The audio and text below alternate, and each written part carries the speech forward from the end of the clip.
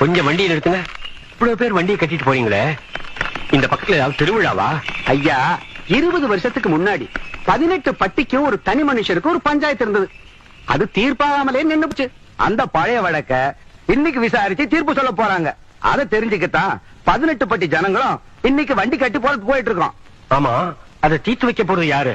இது கூட தெரியாதுங்களா? பெரிய கவுண்டரோட மகன் சின்ன கவுண்டரு. டேய், விவரமா சொல்லண்டா.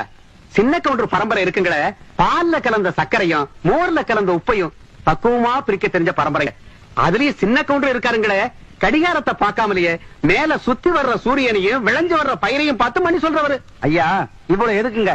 சித்த உங்களுக்கு நேரம் கிடைச்சதுன்னா அங்க வந்து பாருங்க. பஞ்சாயத்துல என்ன நடக்குதுன்னு தெரியும். சின்ன கவுண்டரை பத்தி அங்க தெரிஞ்சுக்குவீங்க. பாப்பாவா மகாலிங்கம், கோர்ட்டுக்கு கொடுக்கிற முக்கியத்துவத்தை விட ஒரு தனி மனிதனுடைய பஞ்சாயத்துக்கு இவ்வளவு ஜனங்கள் முக்கியத்துவம் கொடுக்கறாங்கன்னா அதை நாம் பார்த்தாகணும்.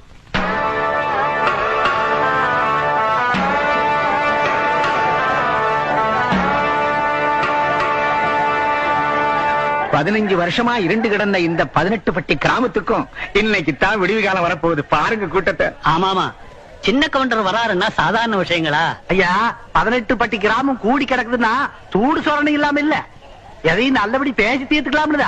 ஆமா ஆமா, என்னைக்கு சக்கர கவுண்டர் அப்பாட்டிக்கு மரியாதை கொடுக்கல கோயில் எடுத்து போட்டினாரோ அன்னைக்கே வெட்டு குத்துனா இருக்கும்ல. எவன்டாவ வெட்டு குத்து பத்தி பேசுறவன்?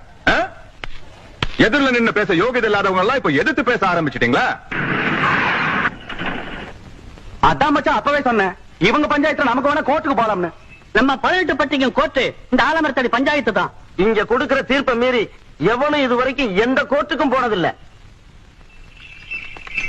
ஏன் சின்ன கவுண்டர் வந்துட்டாருங்க. சின்ன கவுண்டர் வராரு. ஐயா வராரு.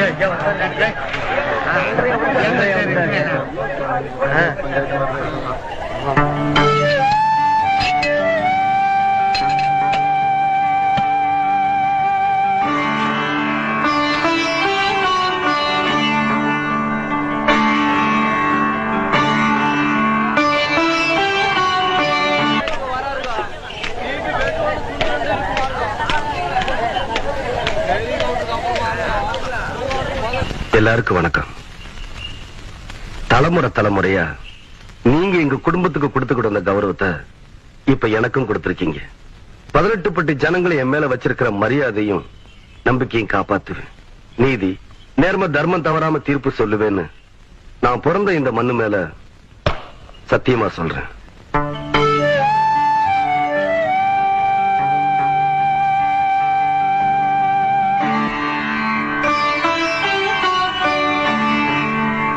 வழக்க ஆரம்பிக்கலாம். உங்களுக்கு தெரியாது இல்ல தம்பி, 15 வருஷத்துக்கு முன்னாடி பண்டிக்கார மாகாளியம்மன் கோயில் கட்டணும்னு சொல்லி உங்க அப்பா தலைமையில கூடி முடிவெடுத்து ஒரு கோவிலையும் கட்டி முடிச்சோம். கோவில் கும்பாபிஷேகத்தன்னைக்கு கோவில் கட்டி இருக்கிற இடம் இந்த அம்மாவுக்கு தான் சொந்தம்னு சொல்லி கும்பாபிஷேகத்தையே தடுத்து போட்டாரு உங்க மச்சான். கும்பாபிஷேகத்தன்னைக்கு சக்கர கவுண்டர் அந்த கோயிலையே பூட்டி போட்டு போயிட்டாரு தம்பி. ஏன் என்னன்னு கேட்டா, சங்கரபாண்டி வாத்தியாரு அந்த நிலத்தை இந்த நரசம்மா பேருக்கு கரையம் பண்ணி கொடுத்துட்டாருன்னு சொல்றாருங்க. ஆனா அது புறம்போக்கு தம்பியோ. யோ, அதாயா பிரச்சனையே. அது முடிவாக எப்படியா புறம்போக்குனாலும் சொல்லலாம். ஆனா அது உங்க நிலமாவே இருக்கட்டும். கோயில் கட்டி முடிச்சதுக்கு அப்புறம் சொந்தம் கொண்டாடுற தப்பு இல்லையா? இத பாருங்க தம்பி, பஞ்சாயத்துல நாங்க உங்களுக்கு நிலம் வாங்கி தரோம், அது நீங்க வாங்கிக்கங்க. எங்களுக்கு எங்க நிலம் தான் வேணும். வேணா அந்த கட்டு கோயில தோண்டெடுத்து வேற இடத்துல வச்சுக்கோங்க. பசு பால் கொடுக்குங்கிறதுக்காக கொம்புல கறந்தா பால் வராது, மடியில தான் கறக்கணும். அதே மாதிரி சாமி எல்லா இடத்துல இருந்தாலும் கும்பிடுறதுக்குன்னு ஒரு இடம் வேணும். அதுக்கு பேரு தான் கோயில்.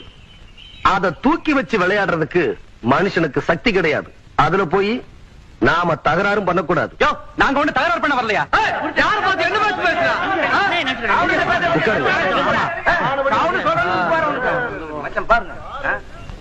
ஊருக்கு சொந்தமான நிலத்தை உங்க நிலம்னு சொல்றீங்க, அதுக்கு ஏதாச்சும் ஆதாரம் இருக்குதா? இருக்கு. டேய், அந்த இடம் இவ பேர் தான் இருக்குங்கிற கிரைய பத்திரத்தை கொடுற. படிக்கட்டும், வேடிக்கை பாரு. இந்தா படிச்சு காட்டியா? படிங்க என்ன. கோவை ஜில்லா காரமடை பஞ்சாயத்து முல்லைப்பாளையம் கிராமத்தைச் சேர்ந்த சுப்பிரமணியன் புதல்வரான சங்கரபாண்டி எழுதி கொடுத்த கிரைய பத்திரம்.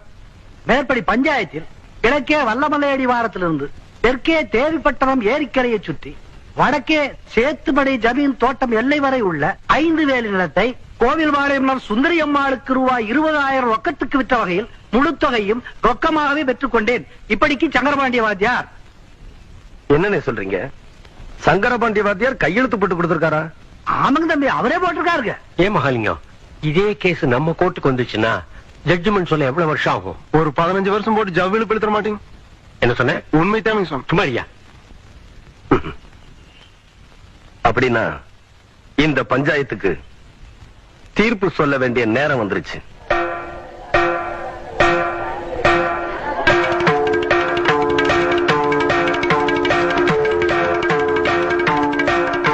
ஆயிரத்தி 1936 வருஷம் சங்கரபாண்டி வாத்தியார் இறந்துட்டாருன்னு உங்க எல்லாருக்கும் தெரியும். 1927 வருஷம் இந்த பத்திரம் கரையம் பண்ணிருக்காங்க. இது முதல் தப்பு. சங்கரபாண்டி வாத்தியார்னா எல்லாரும் பள்ளிக்கூட வாத்தியார்னு தப்பா நினைச்சுக்கிட்டு இருக்கீங்க. ஆனா அவரு எழுத படிக்க தெரியாத சிலம்பம் கத்து கொடுக்கிற குஸ்தி வாத்தியார்னு நிறைய பேருக்கு தெரியறது இல்ல.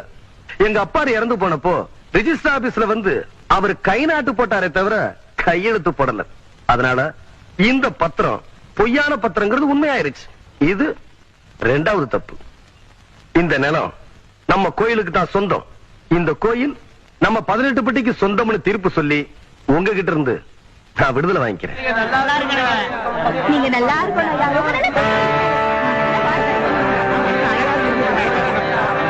பல வருஷங்கள் நடத்த வேண்டிய இந்த கேஸ இந்த பையன் எப்படா 15 நிமிஷத்துல தீர்ப்பு சொல்லிட்டான்? அவரும் உங்களை மாதிரி சம்பளம் வாங்கி வச்சு போட்டு தீர்ப்பு சொல்ல சர்ச்சை இல்லைங்களே. படிக்காதவங்களுக்கு எப்பவுமே வெட்டோன்னு தோன்றுங்க.